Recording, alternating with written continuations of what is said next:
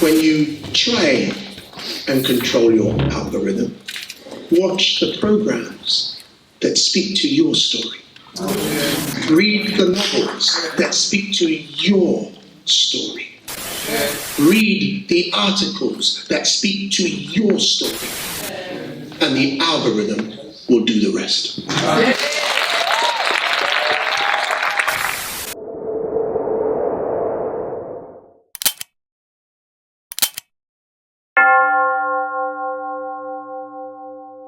I'd like to start actually by asking you a question. How many of you go to Netflix, YouTube, or some other bastion of the media maybe more than once a week? If you could just quickly raise your hand. Mm-hmm. Great. How many of you go more than twice a week? Okay. How many of you go more than 5 times a week? Great. How many people go maybe more than 100 times a week? Come on, more people put up your hands. You're lying. And I saw you on that YouTube, and you went down that rabbit hole. Thank you for that. And the reason, and Chair, I will yield some of my time back because I know that lunchtime is calling. We all have that extra hour, and the belly's rumbling on the old time zone, not the present. But I would say I'm really pleased to be able to speak for a few moments about acknowledgement to action. And what that means to me is that we have negotiated our way to this current place that we find ourselves now, and the finish line is really not that far away. The finish line, of course, means that we just start again at a slightly more equitable, or our children start again at a slightly more equitable position. But part of the reason why I asked the question that I asked is because where I sit in the world of the arts and entertainment, the battle for us sits with what you watch, sits with what you listen to, it sits with what you read, and it sits with the algorithm taking that and then saying there is demand. So if you don't demand it, we won't make it. Ultimately, it means that the part of the battle, part of the victory, lies with us. We get the outcomes, I profoundly believe. We are the masters and mistresses of our destinies in some regard. What we ask for, we get the governments, we get the leaders that we deserve, but most importantly, we get the media that we deserve. Because if we don't ask for it to be differently, it will continue to do the thing that it does, and you will sit on YouTube going down the rabbit hole trying to find something that feels truthful, as the chair said. So part of our challenge, my challenge, is to speak to the artistic community. It is all about narrative and it is all about audience. My audience is to say to the artistic community, what part can we play in making sure we are articulating this struggle, this battle, this absolutely essential battle that we must win? How do we lead, or not even lead actually, how do we partake?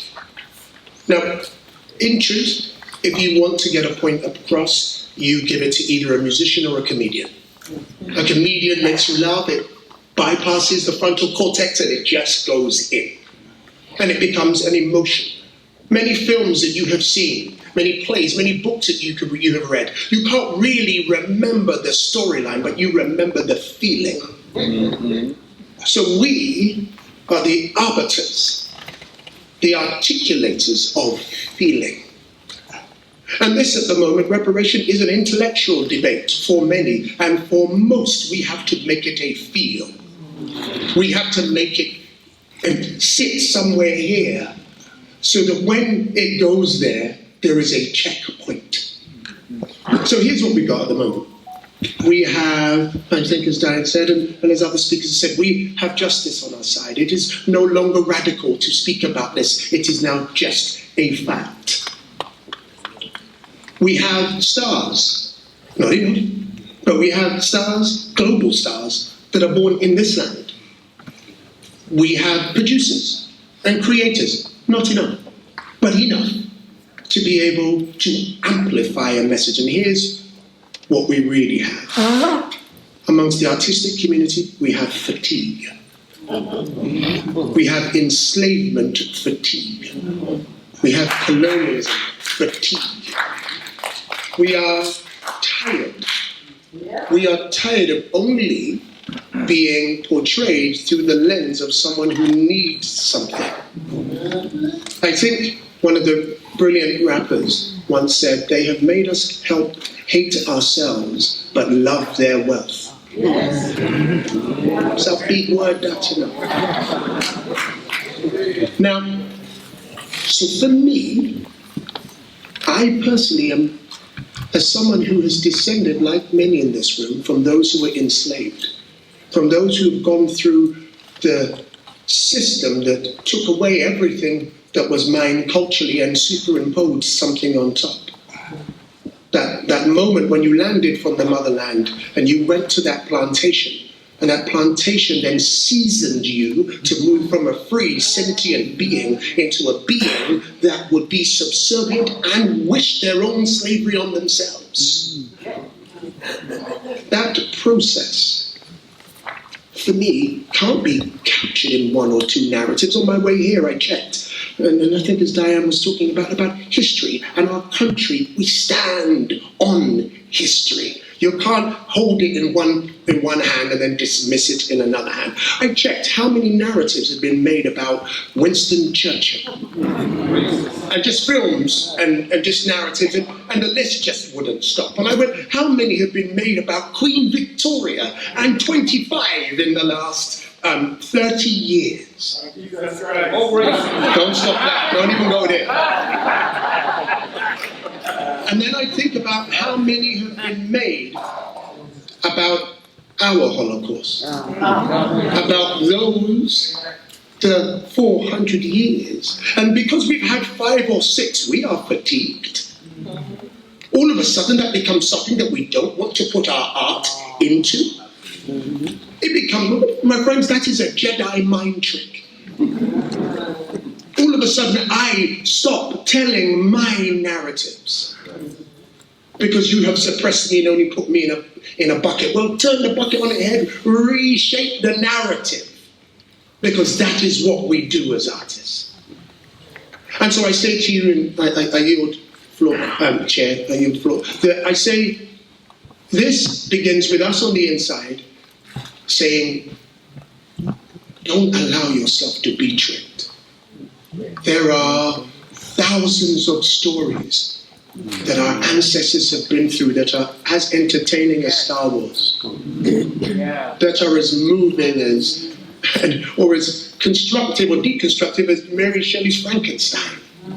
In every genre, we have stories that our ancestors have lived through and survived, and have passed down to us in the way we move, in the way we shout, in the way we passionately discuss politics with each other.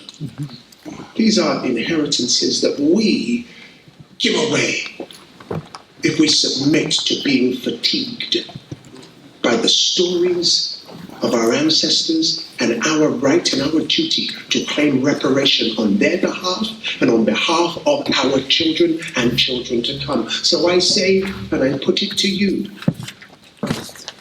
when you try and control your algorithm, watch the programs that speak to your story. Read the novels that speak to your story.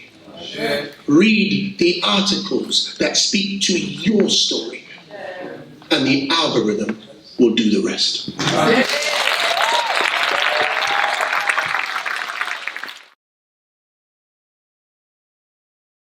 Education is preparation for reparations.